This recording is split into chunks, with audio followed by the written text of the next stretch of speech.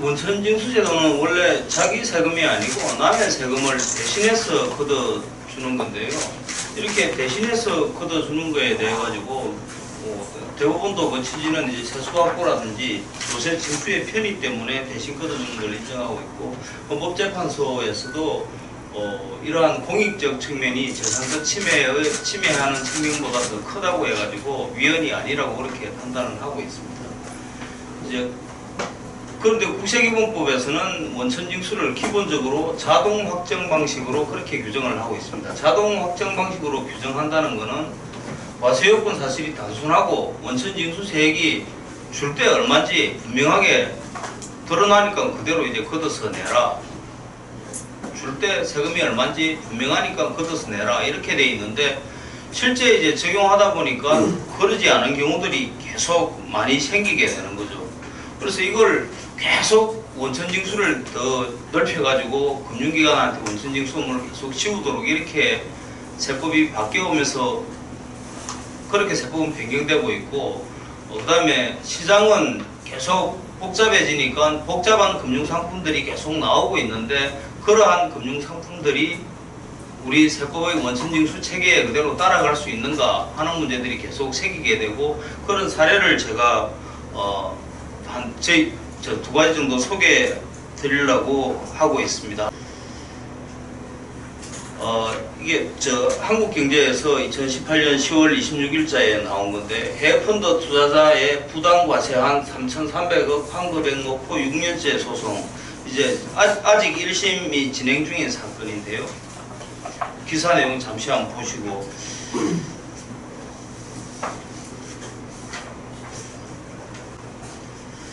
이게 예전에 2000년도 정확하게 기억이 안 나는데 2009년까지인가 그 해외 펀드에 투자를 할 때 세법이 해외 펀드에 들어있는 주식에서 발생한 양도차익은 과세를 하지 않고 거기에서 발생한 환차익은 과세하는 걸로 그렇게 이제 세법이 되어 있었는데, 이 주식을 투자를 하다 보면 환차익도 있고 주식 양도차익도 있고 그게 같이 섞여 있지 않습니까?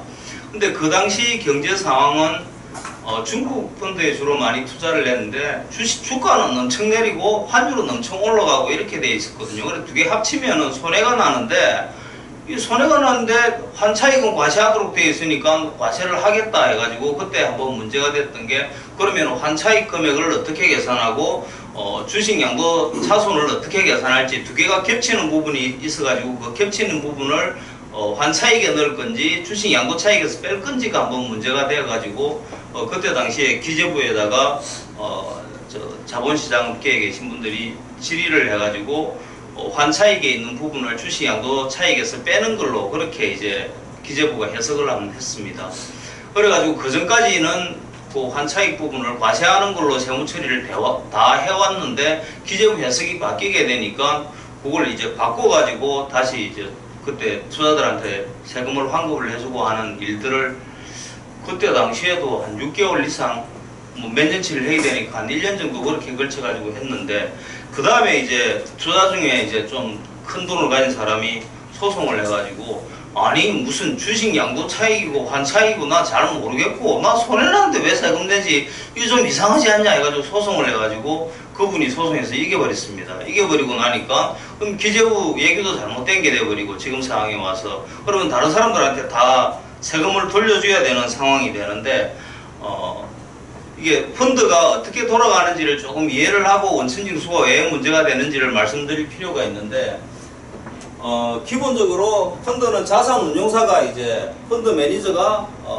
자산을 운용을 하는데 그 자산을 자기가 갖고 있는 게 아니고 수탁회사에서 수탁은행들이 주로 갖고 있고 그 은행들이 주로 판매사가 되는 경우가 많은데, 그 펀드를 파는 데는 은행 창구나 증권회사 창구에서 펀드를 주로 팔거든요. 그 사람이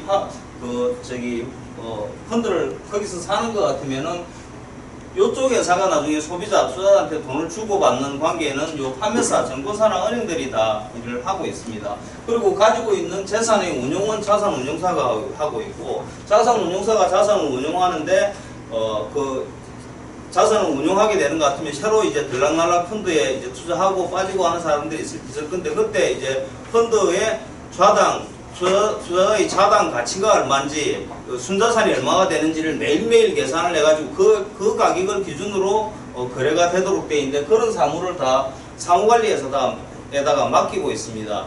요 회사가 해주는 서비스가 이제 기준가격 산출하는 거하고 그 다음에 펀드 재산에서 발생한 소득을 다 과세되는 게 아니고 상장주식 양도 차익이라든지 과세 안 되는 소득이 또 있으니까 그걸 빼가지고 과세되는 것만 모아가지고 과세 표준 기준가 해가지고 그걸 또 이 산출을 하고 있습니다. 그래서 기준가격, 과세 표준 기준가격 이 두 가지가 산출이 되는데 나중에 이쪽에서 환매하거나 어떻게 될 때 과세 세금으로 소득으로 계산하는 것은 과세 표준 기준 가격의 차이만큼이 과세되도록 그렇게 되어 있습니다. 그렇게 이제 과세 표준 기준 가격이 차이만큼이 과세되도록 되어 있는데 이 사람 입장에서는 자료가 이제 기준가, 가표기준가 이렇게 흘러가지고 이렇게 와야 이 사람은 얼마가 원천징수가 돼야 되는지 알 수 있는 그런 상황이 되는데 이제 소송을 해가지고 더 돌려달라고 해야 되는데 이 사람 입장에서는 얼마를 더 돌려달라고 해야 될지를 모르는 상황이 되어버리는 거예요. 나 돌려달라고는 해야 되는데 손님들 와서 돈 달라고 할 것 같으니까 돌려달라고는 해야 될 것 같은데 얼마 돌려달라고 해야지 뭐 일단 모르니까 세금 냈던 거 전부 다 돌려달라고 소송을 하니까 피고는 야 전부 다 주는 거 안 맞잖아. 얼마 받아가야 될지 원고가 네가 돈 달라고 하면서 얼마인지 말도 못하면 내가 어떻게 돌려주냐 이런 문제가 되죠. 그래서 여기다가 그러면 다시 계산해줘. 그랬더니 여기 또 다시 계산해줘. 그랬더니 야 돈 줘. 돈 안 주면 나 계산 안 해. 이런 문제가 계속 생기게 되는 거죠. 근데 이렇게 이 원천징수 업무자 입장에서는 소득이 얼마인지도 제대로 파악할 수 없는 자기가 컨트롤할 수 없는 상황에서도 원천징수를 계속 맡기고 있는 게 맞는지 하는 게 좀 의문입니다.